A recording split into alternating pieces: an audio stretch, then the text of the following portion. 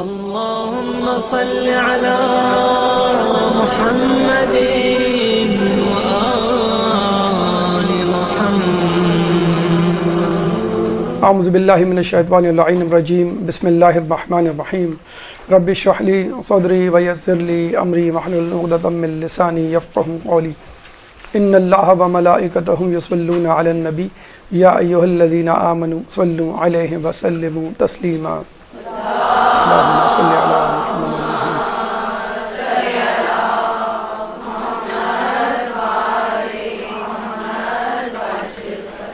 زیارت عراق کے حوالے سے ہماری گفتگو پچھلے ہفتے آپ کے سامنے رہی اور ارادہ تھا کہ آپ کو ایک تمہیدی نشست اور درس کے بعد عراق کے مختلف مقامات مقدسہ کا منظرنامہ دکھایا جائے اور گھر بیٹھے کلاس میں وہ مقامات جو وہاں موجود ہیں اور ہمارے ایمان میں اضافے کا سبب بنتے ہیں ان سے روشناس کروایا جائے.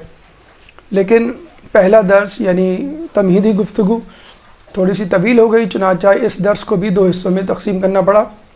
پھر انشاءاللہ اس گفتگو کے بعد ہماری کوشش ہوگی کہ آپ کو مرحلہ وار ہر مقام پر لے جا کر مثلا نجف، کربلا، کاظمین، سامرہ اور دیگر مقامات پہ جو وہاں پر زیارات ہیں، مقدس مقامات ہیں، حرم مبارک ہیں اور دیگر غیر معصوم افراد، علماء، مجتہدین کی قبریں ہیں یا ان سے منسلک یا منسوب گھر، مدرسے یا دیگر چیزیں ہیں، ان کا جو ہے وہ مشاہدہ کروایا جائے تاکہ نہ صرف یہ کہ آپ کے اندر زیارت کی جستجو اور ایک شوق پیدا ہو، اور اس کے ساتھ ساتھ اگر یہ نہ بھی ہو تو کم از کم گھر بیٹھے ایک ایمان میں اضافے کا سبب، ایک وسیلہ آپ کے ہاتھ آ جائے.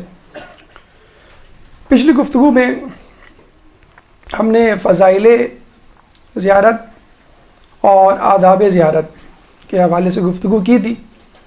انشاءاللہ بقیہ 3 مراحل یعنی جس میں احکام زیارت، ہدایات زیارت اور آخر میں بعد زیارت، یہ 3 مرحلے میں شامل ہیں.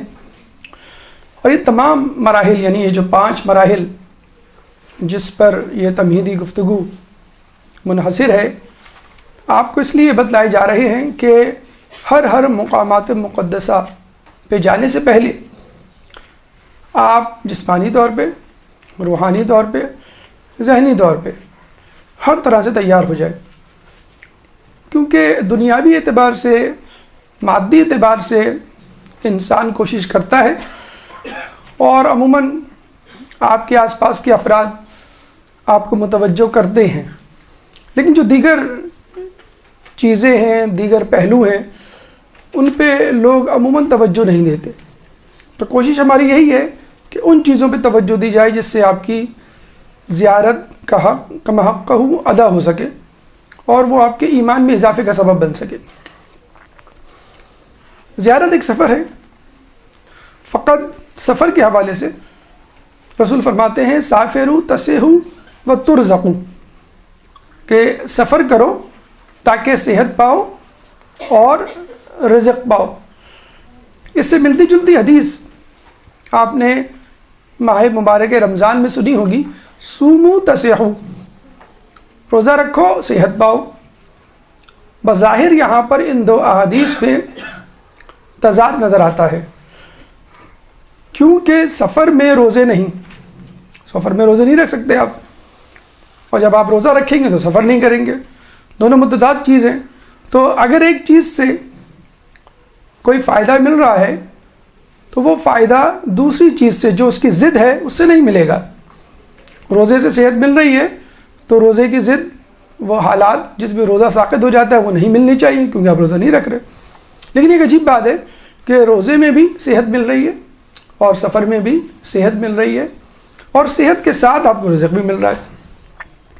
رزق تو سمجھ میں آتا ہے کہ جب آپ گھر سے نکلتے ہیں تو نت نئی جگہوں پہ جاتے ہیں، نت نئے لوگوں سے آپ کی ملاقات ہوتی ہے، مختلف اشیاء جو آپ کے علاقے میں، شہر میں، ملک میں دستیاب نہیں ہے وہ وہاں موجود ہوتی ہے.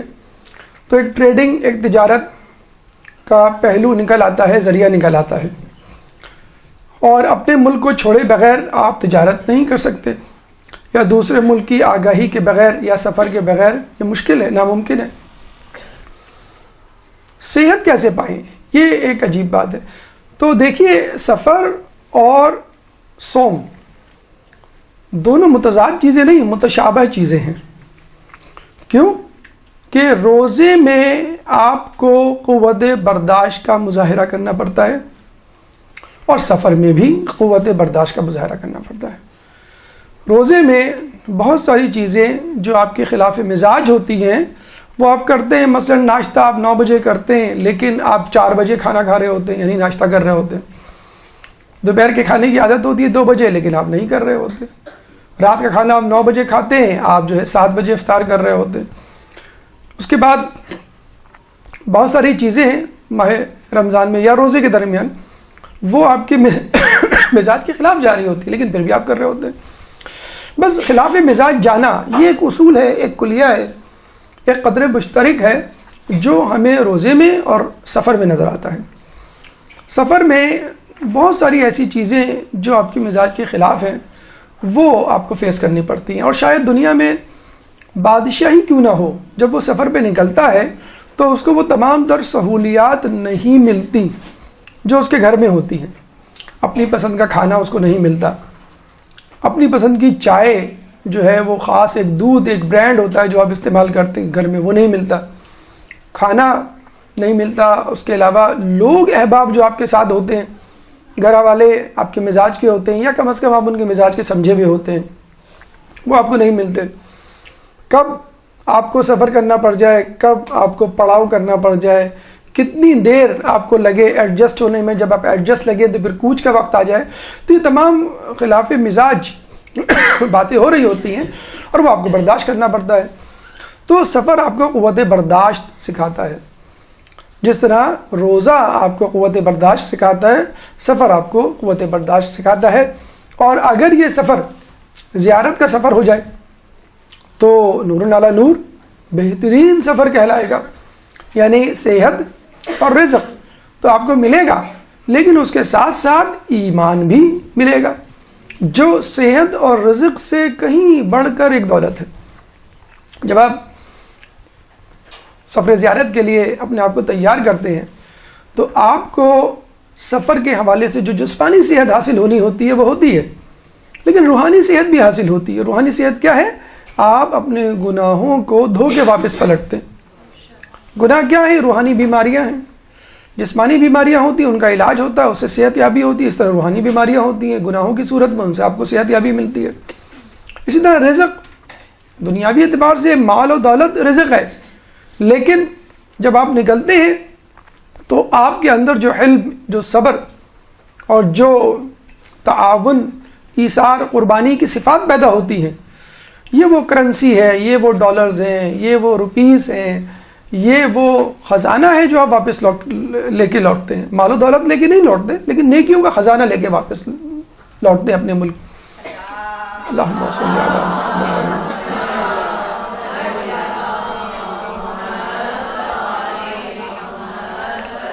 یوں آپ سفر زیارت میں اپنا تزکیہ نفس بھی ساتھ ساتھ کر رہے ہوتے ہیں، اور یہ تزکیہ نفس پھر آپ کے ایمان میں زیادتی کا سبب بنتا ہے.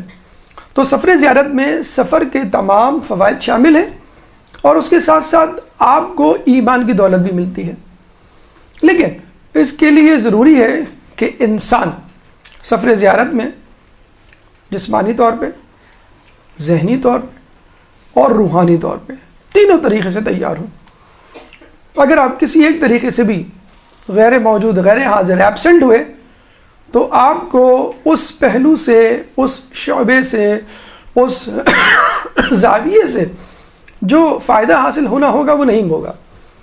جسمانی طور پہ حاضر ہونا تو بالکل ایسا ہی ہے جیسے آپ نے پاسپورٹ لیا، بنوایا یا رینیو کروایا، ویزے کے لیے اپلائی کیا، پھر آپ نے ٹکٹ خریدا، پھر آپ ایئرپورٹ پہنچے، پلین میں بیٹھے، پھر ہوٹل گئے، پھر ہوٹل سے زری کے پاس حرم حسین میں یا حرم امام علی میں یا حرم معصوم میں جہاں آپ کو زیارت کرنی ہے. یہ ہے جسمانی زیارت کہ آپ کو اپنے جسم کے ساتھ وہاں موجود ہونا ہے. اچھا، اس میں ایک نقطہ تھوڑا سا اور ایڈ کر لیں، جسمانی طور پہ بھی صحت مند ہونا ضروری ہے.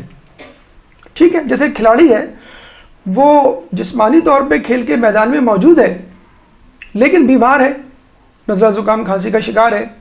ایک فٹ بالر ہے، اس کو پیر میں انجری ہو جاتی ہے اور وہ اسی انجری کے ساتھ میدان میں اترتا ہے اور نہ دوڑ پاتا ہے نہ کچھ کر پاتا ہے. تو لوگ کہتے ہیں بھئی کیا ہوا؟ کہنے لگے میرے پیر میں چوٹ لگی ہوئی کب سے؟ 1 ہفتے پہلے سے. بھئی آپ نے اس کا علاج کیوں کروایا؟ نہیں کروایا. تو اس کو افسوس ہوتا ہے کہ ہاں میرا میچ تھا، مجھے میڈیکلی فزیکلی فٹ ہونا چاہیے تھا. تو ایک غلطی جو زائرین کرتے ہیں، مثلا آپ کو زیارت پہ جانا ہے تو زیارت پہ جانے سے پہلے 1 ہفتے آپ واک شروع کر دیں، جیسے حج کے لیے کہا جاتا ہے. خود زیارت میں بھی بہت زیادہ واک ہوتی ہے.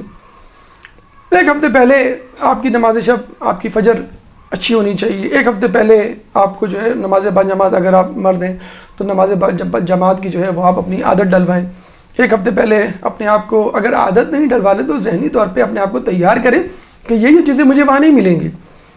سردی ہوگی تو آپ پہلے سے انتظام کر لیں کہ مجھے سردی کے لیے کیا کرنا ہے.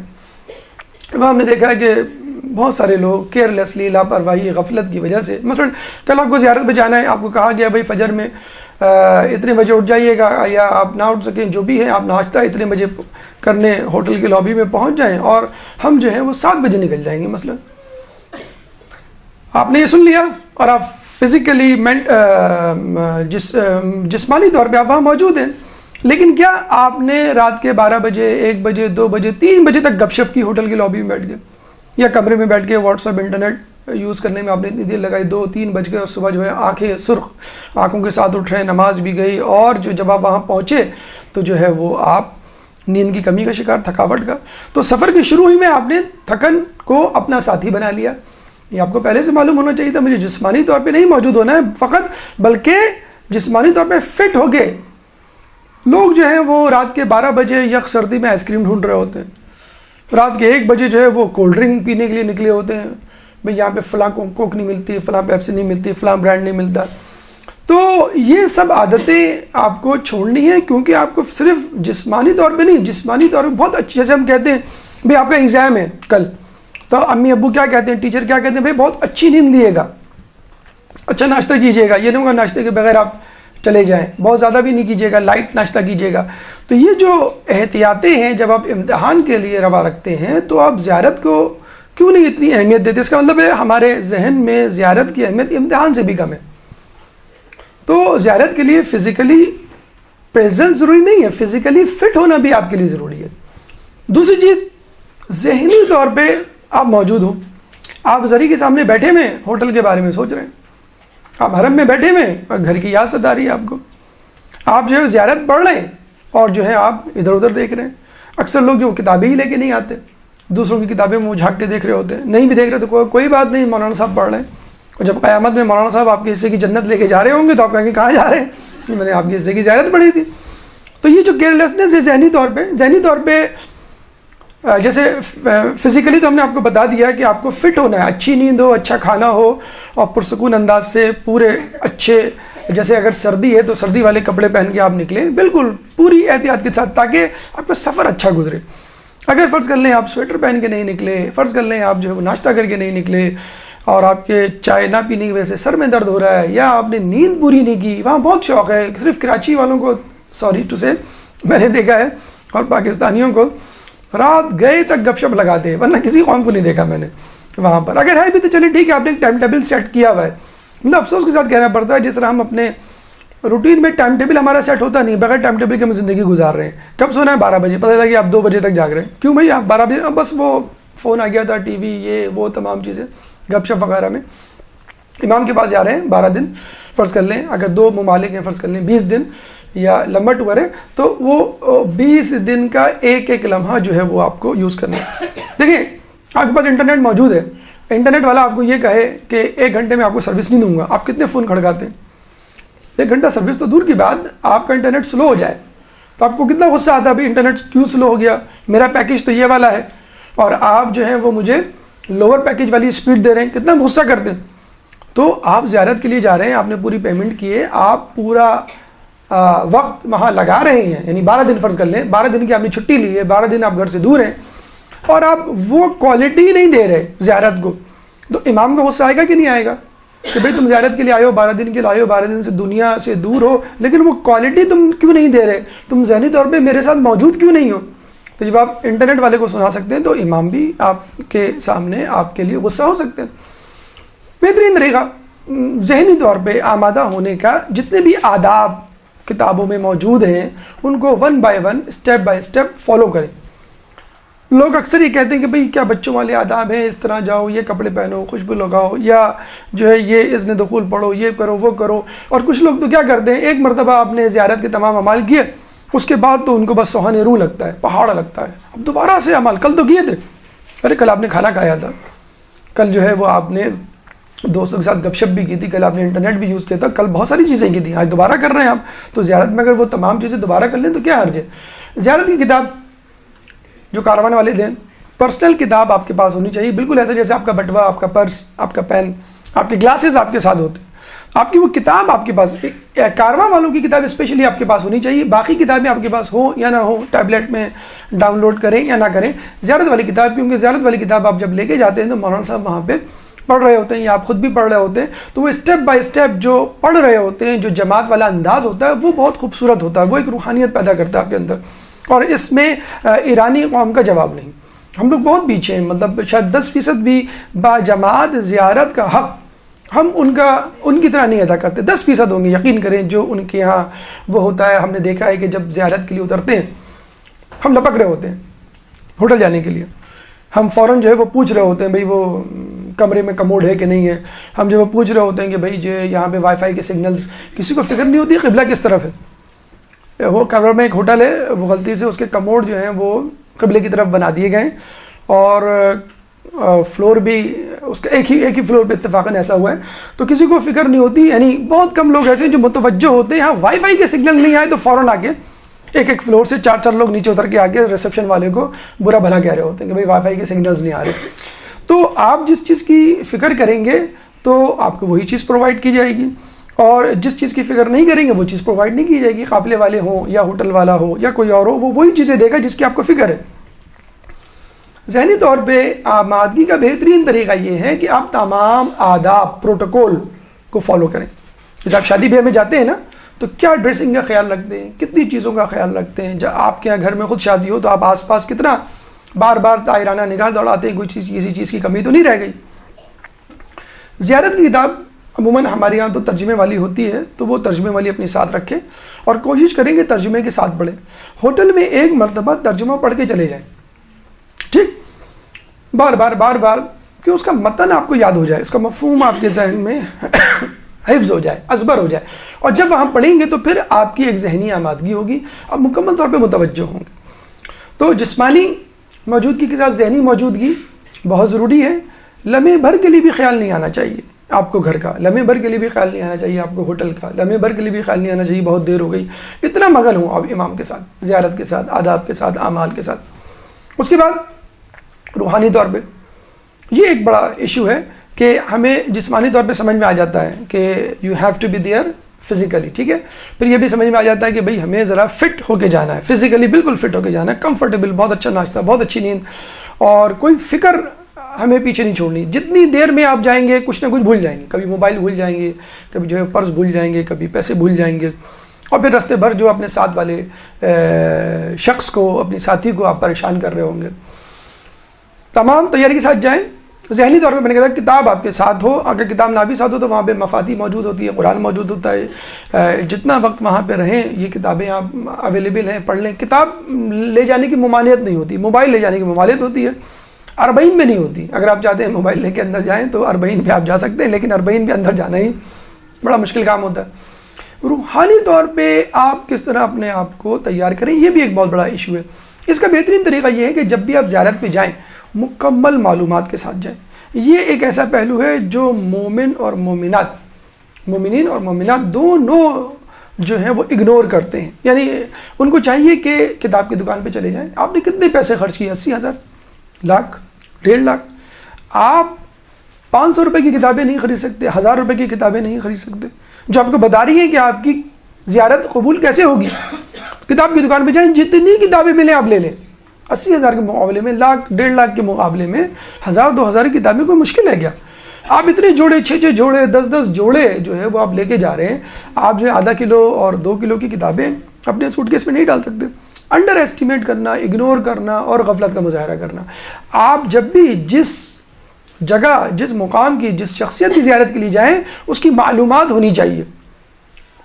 پہلے علم ہونا چاہیے، پہلے معلومات ہو، اس کے بعد علم، پھر اس کے بعد ایمان، لیکن پہلا درجہ معلوماتی کا ہوگا، یعنی آپ کو پڑھنا چاہیے سطر با سطر۔ جس امام کے حرم اور زری کے پاس آپ جائیں گے، جیسے 6 امام آپ کو عراق میں ہیں، تو 6 کی زبان حیات بہت اچھی طرح رٹی ہوئی ازبر ہونی چاہیے آپ کو۔ جو کتابیں موجود ہیں وہ آپ پڑھ کے جائیں، یا چاہیں تو وہ کتاب لے کے چلے جائیں، کوئی حرج نہیں ہے، جہاں اتنا سامان ڈال رہے ہیں وہ بھی سامان ڈالیں۔ اور یہ جو آپ خوش گپیاں لگا رہے ہوتے ہیں ہوٹل میں یا کمرے میں بیٹھ کے، آپ وہ کتابیں پڑھیں، ایک دوسرے سے شیئر کریں، دروس جتنے جہاں اویلیبل ہوں سنیں، ان کو لکھیں اور ان کو اپنے ساتھ لے کے جائیں۔ کچھ لوگوں کے پاس فوٹو کاپی یا پرنٹ آؤٹ کی فارم میں کچھ نقشے وغیرہ ہوتے ہیں، اس کو بھی اگنور نہ کریں، انڈر اسٹیمیٹ کریں، اس کو بھی لے کے جائیں۔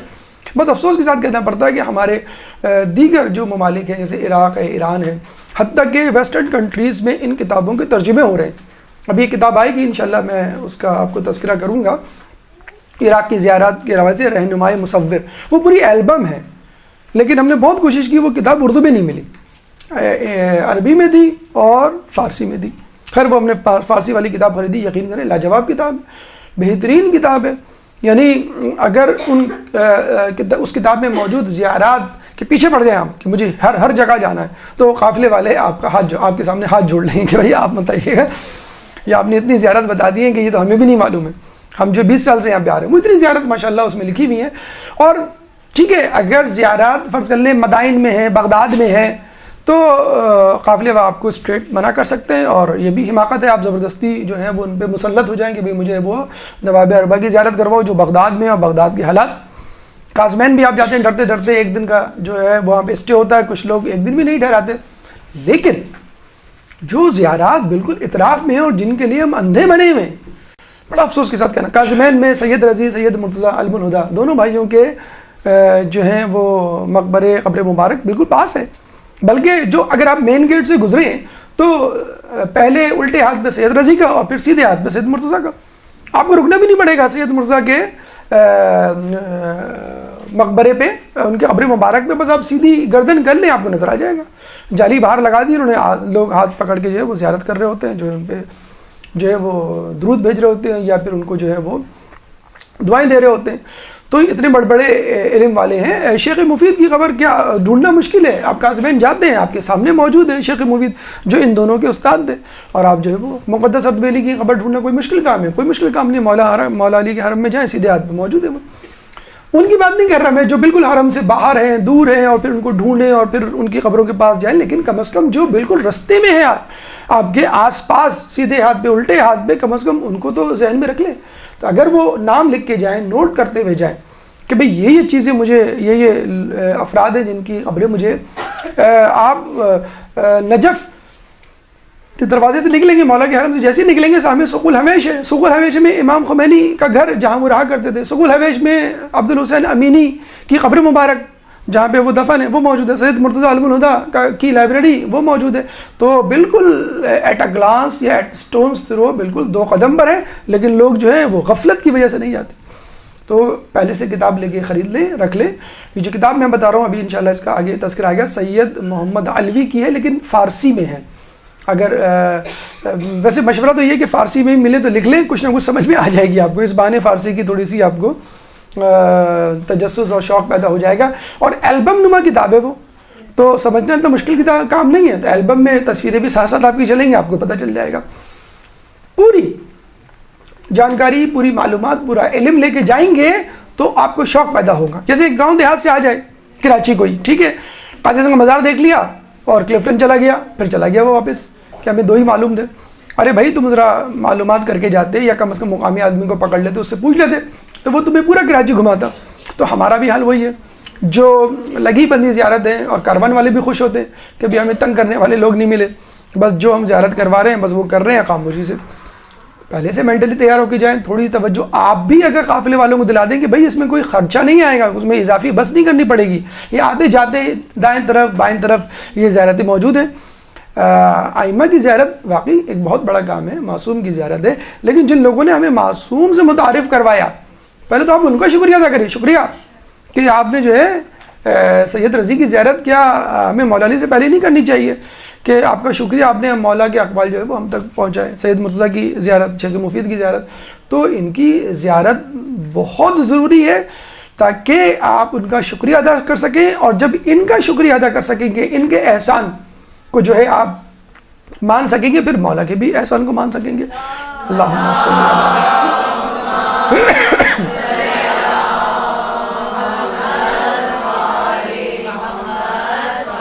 اچھا کچھ لوگ کہتے ہیں کہ بھئی ہم نے 10 مرتبہ تو گئے محرم حرم, تو بس ٹھیک ہے اب کیا بار بار جائیں, چلو شاپنگ کرنے چلتے ہیں, چلو یہاں چلتے ہیں, چلو وہاں چلتے ہیں.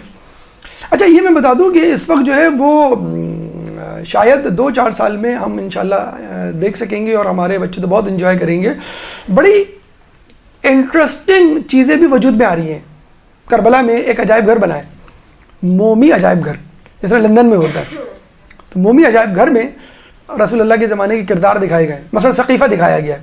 ثقیفہ میں جس نے سازش کی تھی ان کے چہرے ان کے مجسمے ہیں, اور باقاعدہ جو ہے وہ آپ جا کے دیکھیں, اور وہ تاریخ میں جتنے بھی لوگ گزرے ہیں, جو کچھ ہوا اس کو باقاعدہ فزیکلی موم کے مجسموں سے ڈیمونسٹریٹ کیا. وہ آخری دن تھا, اتفاق سے ہم نہیں جا سکے. ایک صاحب گئے تھے, 5 بجے کے بعد پہنچے تو انہوں نے بند کر دیا تھا. لیکن جو صاحب آسٹریلیا سے آئے تھے انہوں نے مجھے بتایا کہ میں گیا ہوں اور آج میں دوبارہ جاؤں گا اور فوٹوگرافس لے کر آؤں گا. تو وہ موم سے مجسمے بنا کر, اب یہ آپ تلاش کریں, اور بہت زیادہ دور نہیں ہے, مطلب واکنگ ڈسٹینس پہ حرم سے, تو آپ یہ مومی عجائب گھر جو ہے وہ تلاش کریں اور وہاں جا کے ڈھونڈیں اور وہاں جا کے انجوائے کریں. یہ بھی ایک انٹرٹیننگ, اگر آپ کو انٹرٹین کرنا ہے تو انشاءاللہ کربلا والے آپ کو پہچان گئے کہ آپ تھوڑی بہت انٹرٹینمنٹ بھی چاہتے ہیں. چلیں ٹھیک ہے, اس صورت میں صحیح آپ انٹرٹینمنٹ جو ہے وہاں سے کر کے آ جائیں.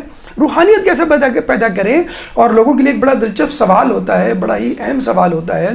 ہم جسمانی طور پہ حاضر ہو سکتے ہیں, ہم ذہنی طور پہ حاضر ہو سکتے ہیں, ٹھیک ہے, ہم مسلسل پڑھ رہے ہیں ماشاءاللہ. بہت سے لوگوں کو دیکھا ہے ہم نے, خواتین خصوصاً جو ہے مسلسل پڑھ رہی ہوتی ہیں, اور کوئی ذکر کوئی دعا وہ نہیں چھوڑ رہی ہوتی. لیکن ایک سوال ہر شخص پوچھتا ہے, آپ کے ذہن میں بھی آتا ہوگا, کہ ہم اپنے اندر روحانیت کیسے پیدا کریں.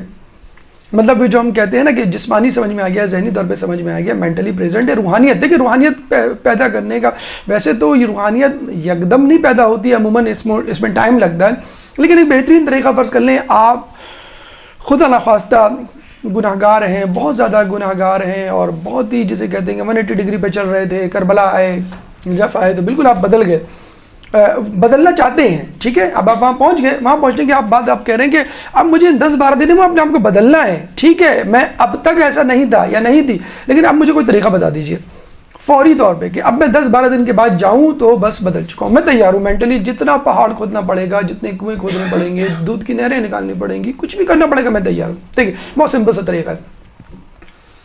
زری کے سامنے بیٹھ جائیں یا کھڑے ہو جائیں, بس زری کو تکتے رہیں, جیسے میں امام کو دیکھ رہا ہوں یا امام کی زیارت کر رہا ہوں, میرے سامنے امام کھڑے.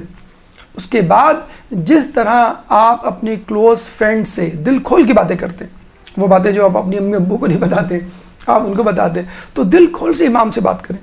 کہاں سے شروع کریں؟ گناہوں سے شروع کریں. امام میں نے یہ گناہ کیا, میں نے یہ گناہ کیا, ایک ایک گناہ دہرائیں. فلم موجود ہوتی ہے آپ کے, ہم تو یہ سمجھتے ہیں کہ ہم نے گناہ کیے, معاف بھی کر دیے ہوں گے اللہ نے, ہم تو بہت متقی, ہم نے اس دن استغفار کی تسبیح پڑھی تھی, ہم نے فلاں دن یہ کیا تھا.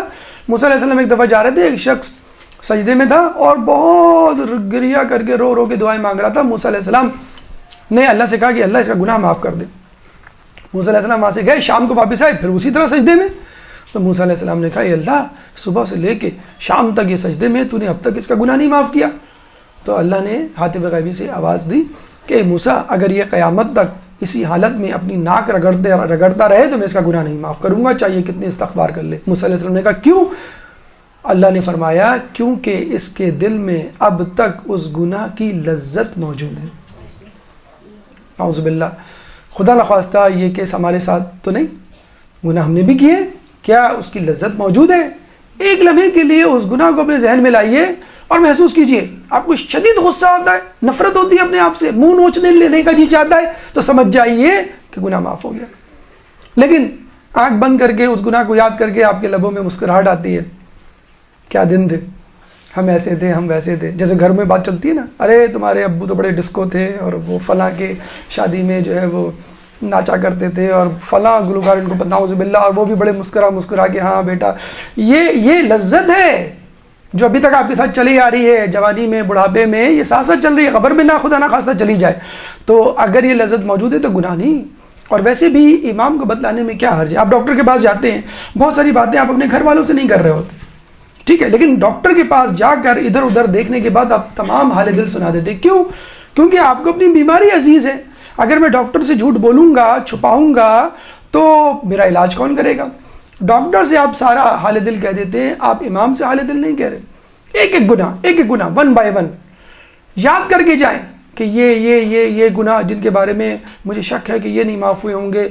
سارے گناہ, یا کم از کم وہ گناہ جن کے بارے میں آپ سوچ کے پریشان ہو جاتے ہیں, امی کو پتہ چل گیا, ابو کو پتہ چل گیا, میرے دوست احباب کو پتہ چل گیا, یا جس نے دیکھا تھا اگر اس نے سب کو بتا دیا تو کیا ہوگا؟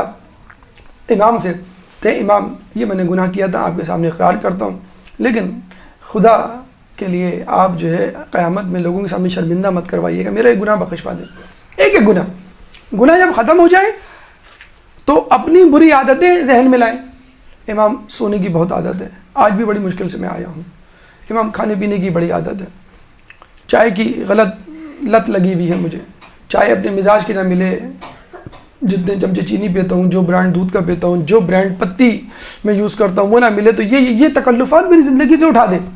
امام غصہ بڑا جلدی آ جاتا ہے مجھے, چھوٹی چھوٹی باتیں جو ہے برداشت نہیں ہوتی, بیوی کی, بچوں کی, آپ یہ کسی طرح خلاف مزاج بات ہو جائے تو مجھے غصہ آ جاتا ہے. امام یہ تمام بری عادتوں کی بات کر رہا ہوں میں. بری عادتوں میں بعض اوقات گناہ نہیں آتے, زیادہ سونے کی عادت ہے, سست اور کاہلی کی عادت ہے. امی 10 مرتبہ کہتی ہیں بیٹا روٹی پکا لو, بھائی جان آنے والے ہیں, بیٹا روٹی پکا لو, ابو آنے والے, اور میں جو ہے وہ 10 مرتبہ جب سنتی ہوں ان کی ڈانٹ جب جا کے, تو یہ میری عادت ہے. سب کو معلوم ہے کس کی کیا عادت بری ہے. کسی کو سگریٹ کی عادت بری ہے, کسی کو پان کی عادت لگی, کسی کو گٹکے کی عادت لگی ہوئی ہے, کسی کو فضول گوئی کی عادت لگی ہوئی ہے. ایک عادت اپنے ذہن میں لائیں اور امام سے باتیں کریں. کرتے ہیں نا اپنے جگری یار سے, باسم فرینڈ سے, بچپن کے دوستوں سے دل کھول کے بات کرتے, اور یہ باتیں آپ امام کے سامنے کریں, امام سے کہیں کہ مجھے یہ دیکھیں, یہی اثاثہ ہے, یہی ٹریجر ہے, یہی خزانہ ہے جس کو آپ لینے کے لیے آئے ہیں. وہاں پہ ہوٹل میں اسٹے, کھانے پینے یا آب و ہوا کی چینج کے لیے نہیں آئے. آپ اپنے گناہوں کو وہاں پھینکنے آئے اور امام سے نور ایمانی لے کے جانے کے لیے آئے. تو اگر آپ یہ کام نہ کریں جو فری میں ہو رہا ہے, اس کے لیے قافلے والوں نے آپ سے کوئی اضافی ٹکٹ نہیں لیا ہے. جو ٹکٹ ہے وہ آپ کی جسمانی پریزنس کا ہے, فزیکلی فٹ ہونا ہے, فزیکلی فٹ بھی نہیں, فزیکلی موجود ہونا ہے, اس کا ٹکٹ ہے. لیکن اس کے ساتھ ساتھ آپ کے گناہوں کی بخشش ہو جائے. اصولاً تو کروڑوں اربوں روپے لینے چاہیے قافلے والوں کے. بھئی آپ گئے تھے ماشاءاللہ, نہ صرف آپ نے زیارت کی, آپ تو بالکل گناہوں سے دھل کر آ گئے. اللہ نے آپ, ہم جاتے ہیں نا بائی پاس کرواتے ہیں, ہم اینجیو پلاسٹی کرواتے ہیں, کتنی رقم خرچ ہو جاتی ہے. ڈاکٹر کہتا ہے نہیں بھائی ایک اسٹینڈ نہیں 2 اسٹینڈ ڈلیں گے, 2 نہیں 4 اسٹینڈ ڈلیں گے, اور ہر اسٹینڈ پہ اینجیو پلاسٹی میں قیمت بڑھتی چلی جاتی ہے. آپ کہتے ہیں نا, آپ کبھی کہتے ہیں کہ نہیں بھائی جتنا ڈیسائیڈ ہوا تھا اتنا ہی ہوگا, لیکن وہ کہتے ہیں نہیں بھائی ہم تو یہ کنسیڈر کر رہے تھے 1 اسٹینڈ ڈلے گا, لیکن 4 اسٹینڈ ڈل رہے ہیں, بائی پاس ہو رہا ہے, تو مجبوری ہے 5 لاکھ آپ کو دینے پڑیں گے. آپ تیار ہو جاتے ہیں. لیکن یہاں تو کوئی اضافی اخراجات نہیں ہے. یہاں پھر یہ کہ روحانی طور پہ بس موجود ہو رہا ہے. اور اگر یہ بھی نہ ہو سکے تو فقط امام کے سامنے کھڑے ہو کر اپنے گناہوں کو یاد کریں بس. لیکن امام سے گفتگو کرنا اچھا بڑی مشکل ہوتی ہے.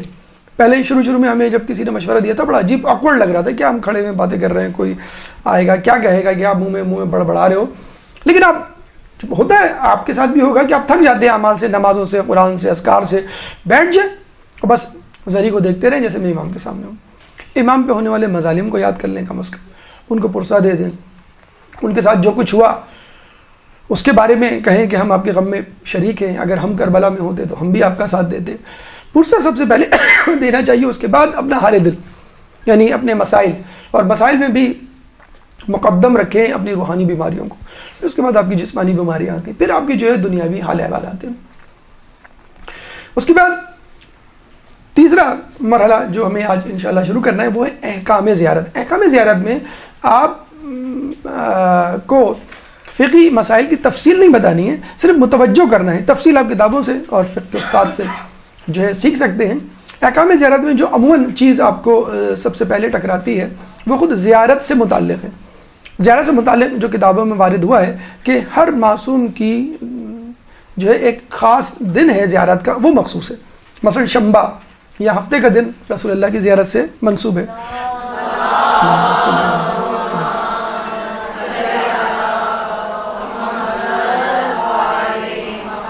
اتوار کا دن بی بی سیدہ اور امیر المومنین علیہ السلام سے منقول ہے.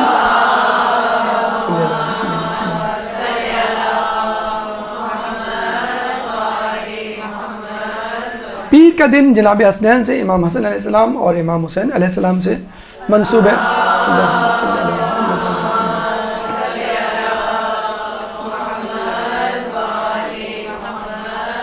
منگل کے دن اس کے بعد جو تین امام ہیں امام زین العابدین علیہ السلام، امام باقر علیہ السلام اور امام جعفر علیہ السلام.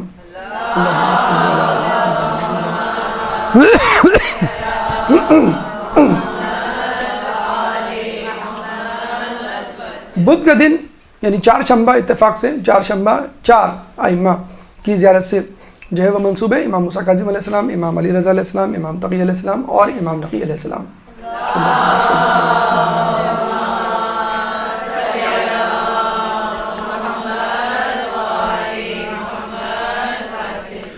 جمعرات کا دن 11ویں امام امام حسن عسکری علیہ السلام سے منسوب ہے.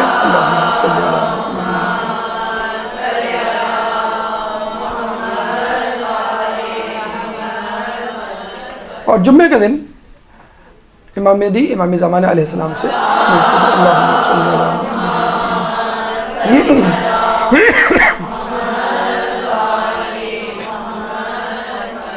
مشکل ہے تھوڑا سا اس کو ایگزیکٹلی اس طرح فالو کرنا، لیکن اگر یہ کہ آپ کو اس طرح کے دن مل جائیں ان معصومین کی زیارتوں کے مقامات پر تو اس دن جانا نہ بھولیے کم از کم ان ایام میں.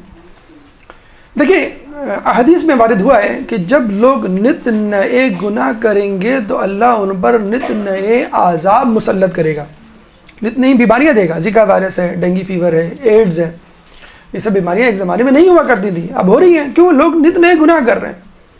تو آپ مومن ہونے کا ثبوت دیجئے، نت نئی نیکیاں کیجئے نئے نئے انداز سے. ایک مرتبہ زیارت کر لی، ایک مرتبہ زیارت نیابتی کر لیں، کسی اور کی طرف سے زیارت کر لیں.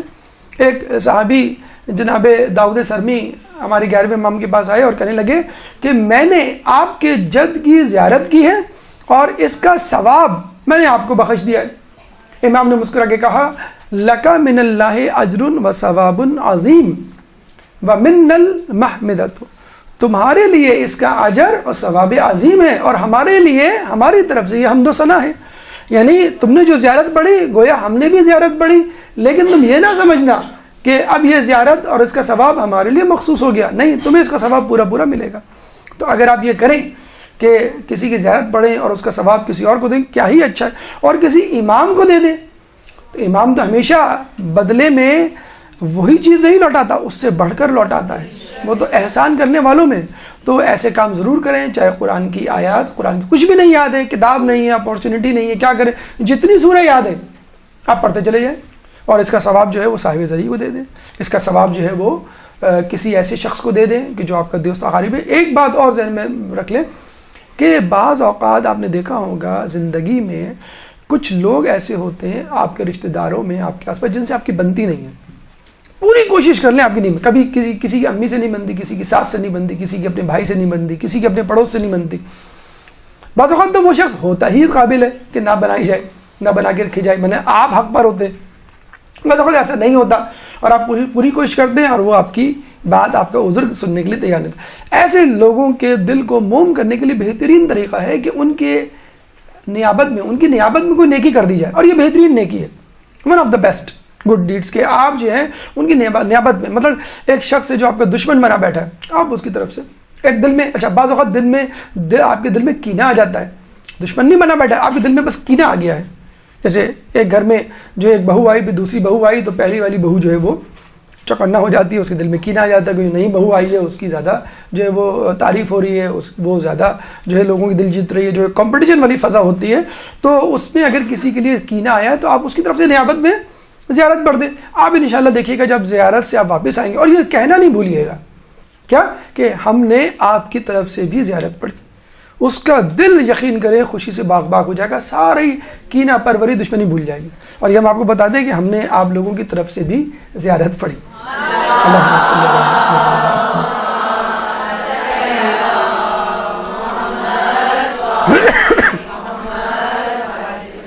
اگر زیارت میں کہا جائے کہ زیارت کے بعد جو اہم ترین چیز ہے وہ کیا ہے، وہ نماز ہے. خود زیارت کا جو عمل ہے اس کے بعد کیا اہم ترین جو نماز ہے، جس کو ہم لوگ سب سے زیادہ انڈر ایسٹیمیٹ کرتے ہیں. ہم تو زیارت کرنے آئے ہیں، کوئی یہاں نماز باجماعت پڑھنے تھوڑی آئے، ہم تو زیارت کرنے آئے ہیں، کوئی ہم نماز حرم میں پڑھنے کے لیے تو نہیں آئے مثلا. ٹھیک ہے، ہم جائیں گے اور بس زیارت کر کے آ جائیں گے.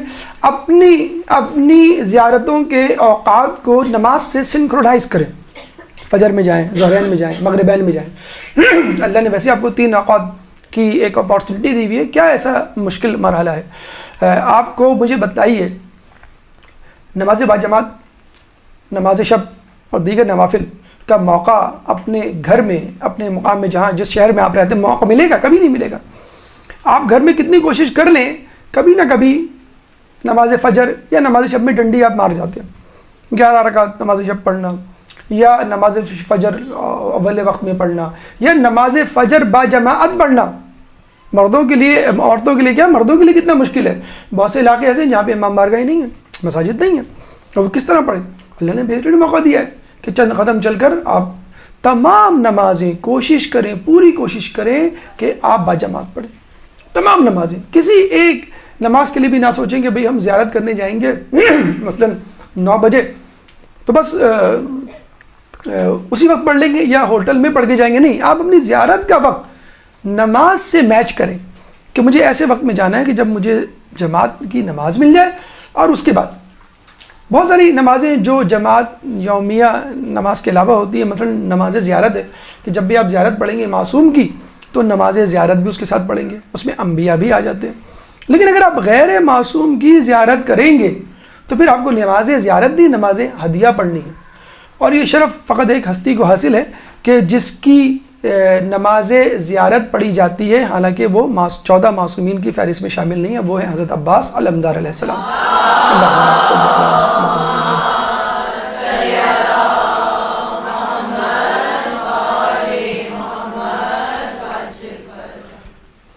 نماز تحیۃ المسجد، بہت ساری مسجدیں جن کا آپ وزٹ کرتے ہیں. مسجد حنانہ ہے، مسجد سہلہ ہے، مسجد کوفہ ہے. لوگ جاتے ہیں بس گھوم پھر رہے ہوتے ہیں، ویٹ کر رہے ہوتے ہیں بھائی فلاں. اچھا، یہ ویٹنگ سسٹم کا بڑا ایشو ہے، اس کو کبھی بھی نہیں ضائع کیجیے گا. ہوٹل کی لابی میں ویٹ ہو رہا ہوتا ہے، آدھا گھنٹہ وہاں لگتا ہے. پھر آپ گئے کمیل بن زیاد کی یا میں تمار کی یا جو ہے وہ حانی بن عروہ یا مسلم بن عقیل، ہر جگہ پہ آپ کو 15 منٹ آدھا گھنٹہ 15 منٹ آدھا گھنٹہ جو ہے وہ رکنا پڑتا ہے. تو بھائی آپ کیوں ٹائم ضائع کر رہے ہیں؟ آپ کوئی ذکر کریں. اگر باہر ہیں فرض کر لیں، سڑک پہ ہیں، رستے میں ہیں، اور اگر مسجد میں ہیں تو تحیۃ المسجد سب سے پہلے پڑھیں. ہم 2 رکعت تحیۃ المسجد پڑھتی ہوں اور پھر جو ہے وہ 2 رکعت نماز فجر کی طرح آپ اس کو پڑھیں. تو یہ نہ بھولیں، مطلب دیکھیں جتنا وقت آپ ذکر اذکار نماز میں لگا سکتے ہیں اس کو صرف کیجیے. نماز قصر، زائرین میں کچھ جوشیلے قسم کے لوگ بھی ہوتے ہیں جو اپنی جوش میں جو ہے وہ زیارت کو خراب کر دیتے ہیں. مثلا ہم ان کو کہا جائے کہ بھائی آپ جو ہے نماز قصر پڑھیں. بھائی نماز قصر کیا ہوتی ہے؟ آدھی. ارے ہم تو دفتر کی چھٹی لے کر آئیں، ہمیں تو جو ہے وہ بچوں کی کوئی فکر ہی نہیں ہے، بچوں ہم گھر میں چھوڑ کے آئے، ہم تو پوری پڑھیں گے، بلکہ زیادہ پڑھیں گے، آپ بتائیں ہمیں. تو بھائی یہ جو اللہ تعالیٰ نے اور رسول نے اور ائمہ نے اور مجتہدین نے جو عرق ریزی سے آپ کے لیے مسائل استنباط کر دیے ہیں اور اللہ اس کے رسول نے بتا دی، اسی پہ چلنا ہے آپ کو. اس چکر میں نہ رہیں کہ بھائی اس وقت جوش ایمانی میرا عروج پر ہے. عروج پہ کیا مطلب؟ آپ 2 رکعت فجر کی 4 رکعت کر کے پڑھ دیں گے آپ کو تو اصول کو فالو کرنا ہے نا. اچھا، کچھ لوگ اتنے بھولے ہوتے ہیں، واپس آتے ہیں کہتے ہیں کہ ہمیں تمام نمازیں سمجھ میں آ گئی، آدھی فجر کی بھی سمجھ میں آ گئی، آدھی 1 رکعت. یہ مغرب کی جو نماز ہے وہ ہم دوسری رکعت میں رکوع سے پہلے ختم کر دیں یا رکوع کے بعد؟ یعنی 1.5 رکعت کب ہوتی ہے؟ وہ آگے پوچھ رہے ہوتے ہیں. بھائی آپ کو مسئلہ یہی ہوتا ہے نا کہ مسئلہ بھی پورا نہیں پوچھتے اور چلے جاتے ہیں.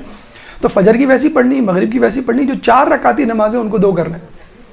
اور کچھ لوگ جو ہیں وہ الزام میں ہوتے ہیں کہ فلسفے میں ہوتے ہیں، مجتہد بننے کی کوشش کرتے ہیں. وہ ہمارا ایک دوست ہے کہنے لگے کہ اتنی کمفرٹیبل لائف ہے ماشاءاللہ، دیکھیں آپ بحرین کا لانچ میں ہم بیٹھے ہوئے ہیں، 40 منٹ ہیں اور بہت وقت ہے کہ اللہ تعالیٰ نے کیوں رکھی ہے قصر کی نماز، پوری رکھنی چاہیے تھی. اب وہ اس بحث میں الجھے ہوئے تھے. Karachi passengers please gate number 49 the flight is ready. وہ اناؤنسمنٹ شروع ہو گیا. وہ ایک دم سے اٹھے، کہنا ہمیں تو بتایا گیا تھا 40 منٹ. کہنا 40 منٹ تو بتایا گیا تھا لیکن آدھے گھنٹے پہلے انٹری ہوتی ہے کیونکہ سیٹنگ وغیرہ ان کو سب لوگوں کو اپنی جگہ پہ بٹھانا ہوتا ہے. اور وہ ٹینشن ماری، نماز تو نہیں پڑھی ہم نے. کہنا اب آپ کو تو جانا پڑے گا. اب وہ کبھی ادھر جا رہے ہیں کبھی ادھر جا رہے ہیں، کبھی جو ہے وہ وہاں سے سیکورٹی گارڈ آ رہا ہے کبھی وہاں سے آ رہا ہے. You are from Karachi, yes okay gate number 49. Hurry sir وہ نماز، نو نماز، گو 49 گیٹ نمبر 49. اور وہ ٹینشن میں بھاگ رہے ہیں، دوڑے ہیں، سر کو جا رہے ہیں کیا کروں قصر نماز. میں نے کہا آپ پوری پڑھ سکتے ہیں؟ کہتے پوری کیا، میں تو اس وقت قصر بھی نہیں پڑھ سکتا. وہ بھاگے جا رہے ہیں، کہہ رہے ہیں کیا کروں. اور وہ ان کو نماز پڑھنے کہ میں ایروپلین میں جاؤں گا، وہاں بڑی ٹینشن ہے، قبلے کا مسئلہ، قیام کا مسئلہ. تو اتفاق سے اسی وقت جو ہے وہ سیکورٹی گارڈ نے جو ہے وہ پیچھے دیکھا، کسی نے اس کو آواز دی عربی میں، کہا کہ بھائی کراچی کے 2 پیسنجر فلاں جگہ کھڑے ہوئے. اس کو جلدی سے لے کر آؤ. اور وہ کھڑا ہو گیا اس کے انتظار میں. ان کو 4 منٹ مل گئے. 4 منٹ میں 2 ظہر کی رکعت اور 2 رکعت نماز عصر پڑھی اور خوشی واپس آئے کہ واقعی اللہ تعالیٰ نے قصر کی نماز جو رکھی ہے وہ صحیح رکھی ہے. تو don't try to be smart. رسول اللہ جب جا رہے تھے فتح مکہ کے لیے تو مدینے سے دور جا کر انہوں نے اپنا روزہ کھول لیا تھا. ماہ رمضان میں ہوا فتح مکہ. کچھ لوگوں نے نہیں کھولا تھا جس میں بڑا غم غصے کا اظہار کیا تھا. تو رسول کے ساتھ بھی ایسے لوگ تھے جو اپنے طور پہ قیاس کیا کرتے تھے. تو خدا را اپنے طور پہ قیاس نہ کیجئے. جو احکامات بتلا دیے گئے یہ آپ کی سہولت کے لیے، آپ کی ضرورت کے لیے ہیں اور یہ آپ کے کام آتے ہیں. اگر فرض کریں آپ کے پاس ٹائم ہے تو آپ نوافل پڑھ لیں. آپ نہ جائیں ڈیوٹی فری شاپ، آپ نہ جائیں ادھر ادھر کہ میں جو ہوں وہ اس مقام کو دیکھ لوں کہ یہاں پر کیا کیا چیزیں موجود ہیں. ہاں کچھ جگہیں ہیں، کچھ چیزیں ہیں کہ جہاں پر آپ کو اختیار ہے، واجب نہیں ہے، آپ کو اختیار ہے کہ آپ جو ہے وہ نماز پوری پڑھ سکتے ہیں. جیسے بیت اللہ ہے، مسجد نبوی ہے، مسجد کوفہ ہے اور حائر حسینی کا جو حصہ ہے، اور آغا سستانی کے مطابق مسجد سیلا جو کہ کوفے میں شامل ہو جاتی ہے. دیکھیں اس کی علت جو علماء فرماتے ہیں وہ یہ کہ اللہ تعالیٰ سورہ آل عمران آیت نمبر 96 میں فرماتا ہے ان اول بیت وضع للناس للذی ببکۃ مبارک، کہ لوگوں کے لیے جو اول گھر بنایا گیا وہ بیت اللہ ہے، مکہ ہے، وہ بیت اللہ ہے. تو اس حوالے سے جب لوگوں کے لیے گھر بنایا گیا تو ہم سب کے لیے وہ گھر ہے. جب وہ اللہ کا تو گھر ہے لیکن ہمارے لیے، تو جب وہ ہمارے لیے گھر ہے تو وہاں پہ ہم اپنے گھر کی طرح پوری نماز پڑھیں گے. اور ویسے بھی یہ گھر کس نے بنایا؟ انسانوں میں جس کو حاصل ہے کہ وہ یہ کہہ سکے کہ اللہ کا تو گھر ہے لیکن یہ میرا گھر ہے، اللہ نے مجھے دیا بنا کر اور پھر مجھے کہا ہے کہ اب تم جو ہے اس کی رکھوالی کرو. وہ ابراہیم علیہ السلام ہے. اور ابراہیم علیہ السلام کے بارے میں اللہ تعالیٰ سورہ حج آیت نمبر 78 میں فرماتا ہے ملت ابیکم ابراہیم، اور تم ابراہیم کی امت ہو اور تم ابراہیم کی ملت کی پیروی کرو. کون ابراہیم؟ جو تمہارے باپ ہیں.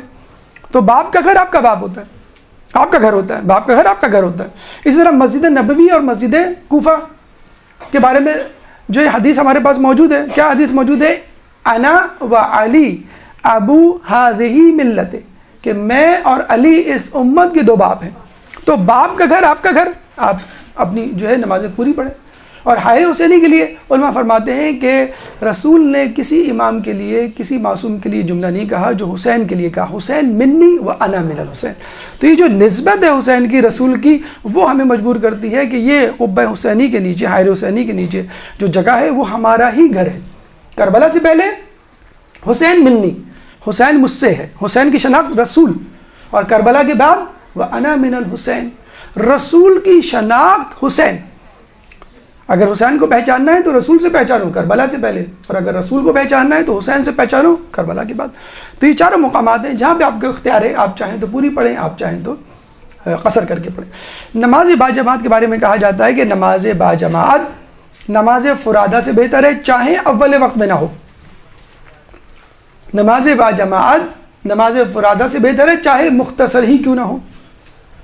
فرادہ طویل ہے، جماعت مختصر ہے، نماز باجماعت افضل ہے. فرادہ اول پڑھنے کا وقت ہے لیکن کسی نے کہا جماعت ہونے والی ہے، ذرا ٹھہر جاؤ، اول وقت نکل جائے گا، تو آپ جماعت سے نماز پڑھیں، یہ زیادہ افضل ہے. تو نماز باجماعت اور خود نماز در حرم امام کے حرم میں نماز، یہ بھی مسئلہ ہے کہ امام کے حرم میں نماز مسجد میں پڑھی جانے والی نماز سے بہتر ہے۔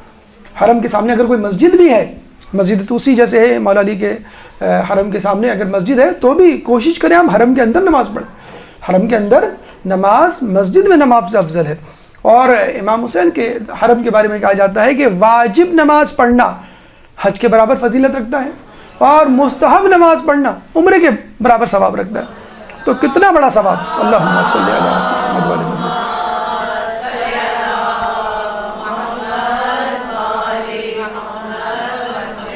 اور دیکھا جائے تو ہم زیارت کیوں کر رہے ہیں؟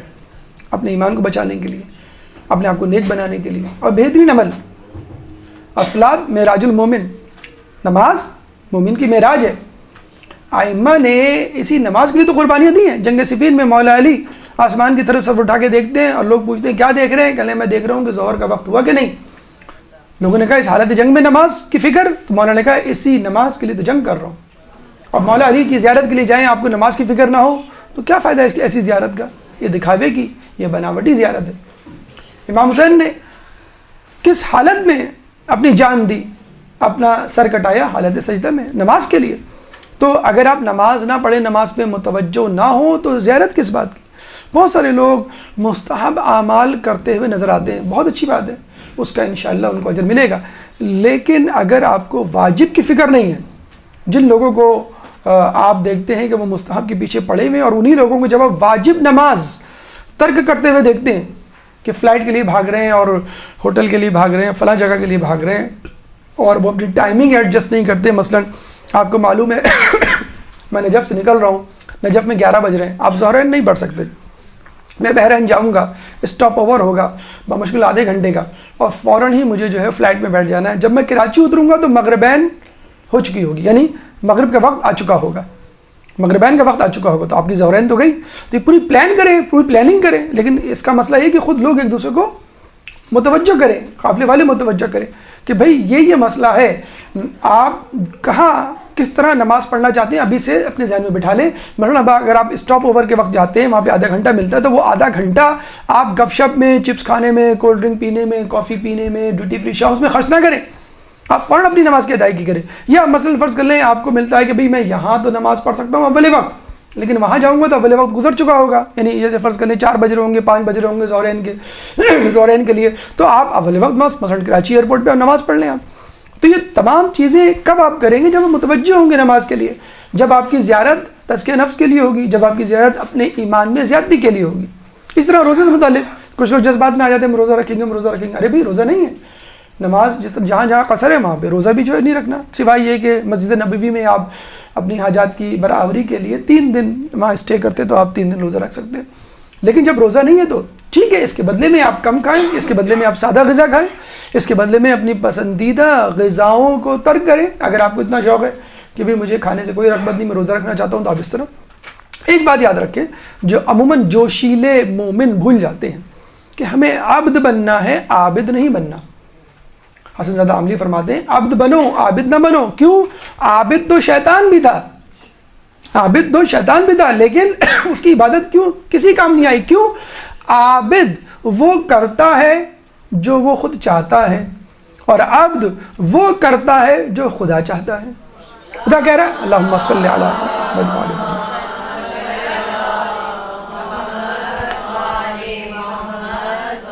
خدا کہہ رہا ہے کہ روزے رکھو، آپ نے روزے رکھنے شروع کر دیے، رکھتے رکھتے رکھتے رکھتے ایک دم سے عید آ گئی۔ اللہ کو چاہیے تھا کہ تھوڑا سا جو ہے وہ سلو روزے کی عادت چھڑواتا، نہیں، نہ مباح کہا نہ مکروہ کہا، ایک دم سے کہہ دیا حرام، امپاسبل، روزہ رکھ ہی نہیں سکتے۔ کتنی جسے کہتے ہیں عجیب سی کیفیت ہوتی ہے کہ جو ہے آپ 30 دن جو ہے یا 29 دن جو ہے وہ بغیر ناشتے بغیر کھانے کے گزار دیتے ہیں، اور ایک دم سے آپ کو سیوئیاں اور جو کھانا جو ہے وہ دے دیا جاتا ہے ناشتہ، اور آپ کو وہ کھانا پڑتا ہے۔ تو عبد بننا ہے، جیسے کہا جائے، جہاں کہا جائے، جو کہا جائے آپ کو کرنا ہے۔ جب کہا جائے کہ رک جاؤ تو رک جائیں، جب کہا جائے کہ شروع ہو جاؤ تو آپ شروع ہو جائیں۔ تو آپ کو فقط یہ دیکھنا ہے کہ اللہ مجھ سے کیا تقاضا کر رہا ہے، یہ نہیں کہ میں کیا تقاضا کر رہا ہوں اپنے آپ سے۔ ورنہ تو شیطان نے بھی آفر کی تھی کہ اللہ مجھے اس سجدے سے باز رکھ، تیری ایسی عبادت کروں گا کہ پوری کائنات میں کسی نے نہیں کی ہوگی۔ تو اللہ نے کیا فرمایا؟ اللہ نے کہا کہ مجھے اپنی بنائی ہوئی عبادت چاہیے، تیری بنائی ہوئی عبادت نہیں چاہیے۔ تو ماہ رمضان میں چاہے آپ قرآن پڑھ ڈالیں 20 رکعت میں، 10 8 رکعت میں، وہ عبادت کسی کام کی نہیں جب تک آپ اللہ کی بنائی ہوئی عبادت نہ کریں۔ اب آئیے ہماری گفتگو کے چوتھے مرحلے کی طرف، چند ہدایات جو ایک زائر کو اپنے ذہن میں رکھنی چاہیے زیارت پہ جانے سے پہلے۔ ایک درود پڑھ دیں محمد والے محمد۔